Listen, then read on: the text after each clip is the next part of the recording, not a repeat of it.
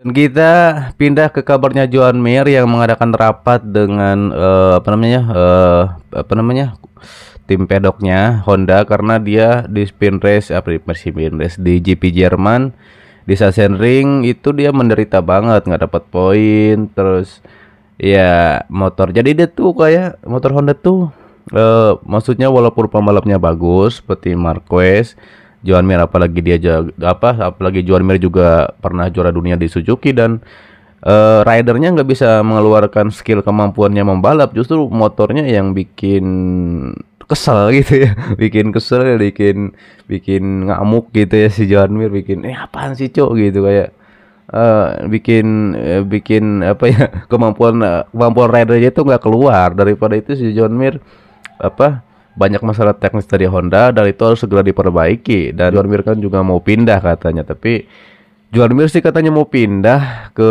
ada rumor yang bilang dia ke Trackhouse atau kemana tapi katanya dirayu sama apa sih manajernya atau agennya dan akhirnya dia bertahan 2 tahun lagi di Honda.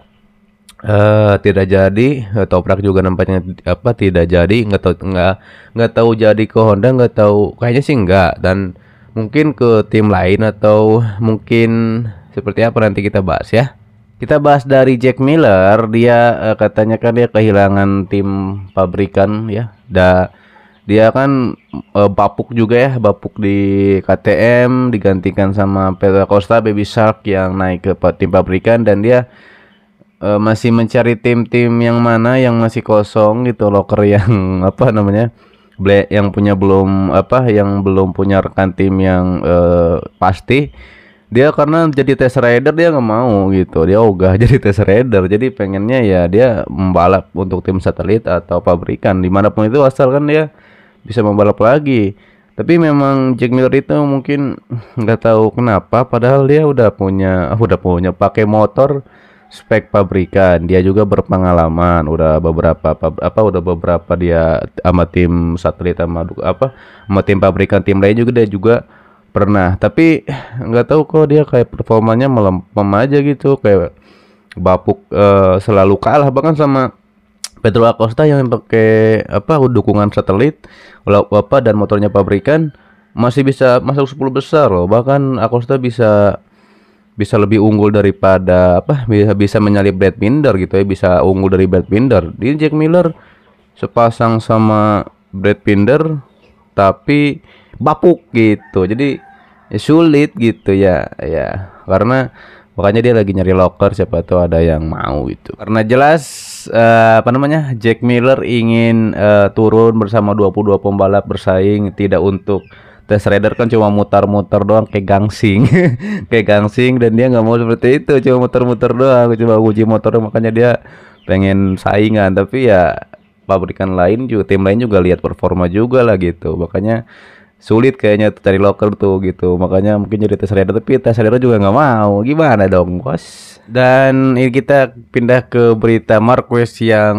banyak dibenci siapa apalagi pembalap khususnya pembalap Italia ada pembalap Italia katanya mencegah Valentino Rossi merebut gelar 2015 ketika itu kan Lorenzo sama Marquez kan setim dan ketika Lorenzo nyalip tuh biasa aja gitu diberi jalan gitu ya tapi kalau Rossi nyalip itu ngegas banget makanya menghalangi Rossi untuk podium daripada itulah Marquez disebutnya itu apalagi dia gaya balapnya agresif dan itu berbahaya Pak RT sama yang lain juga pernah kena ini nih beringasnya Road Marquez gitu ya dan daripada itu banyak yang membenci dan beberapa sirkuit juga Marquez sangat cepat bahkan bisa meninggalkan lawan-lawannya makanya daripada itu membenci karena race itu sudah ditentukan siapa pemenangnya tapi yaitu hak mereka lah gitu ya dan tapi masalahnya kalau misalnya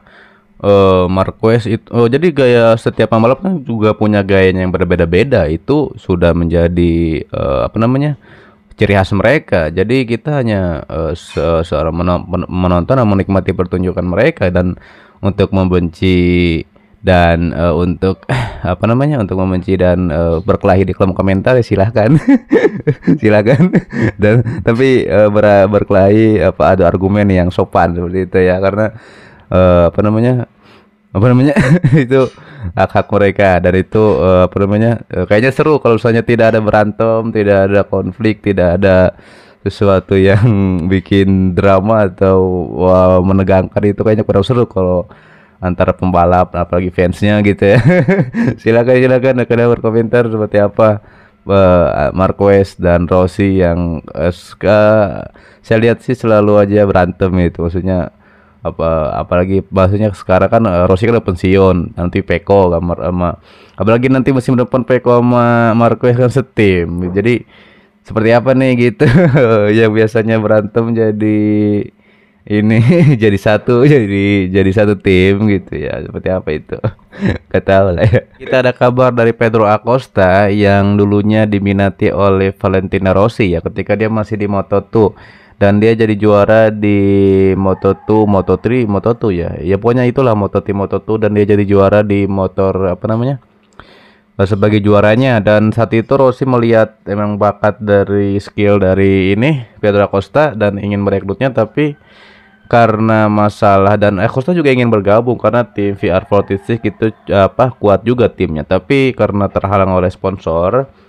karena Rossi kan di VR46 itu disponsori oleh Monster Energy Yamaha, Monster Energy, dan Acosta akhirnya tidak jadi karena dia punya sponsor pribadi, dan itu adalah Red Bull KTM seperti itu ya. Opinion start daripada itu gagal lah kesepakatan. Tapi memang sekarang sudah terbukti memang Rossi tidak salah melihat bakat dari Acosta, dan sekarang bisa bisa bersaing dengan para senior di MotoGP yang dia dijuluki dengan Baby Shark, hiu melintas di lautan.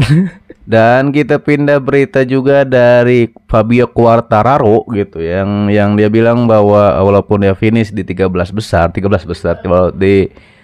posisi 13, tapi dia bisa fight, bisa dia puas dengan pengembangan motor M1 ini Yamaha, dan itu dia bisa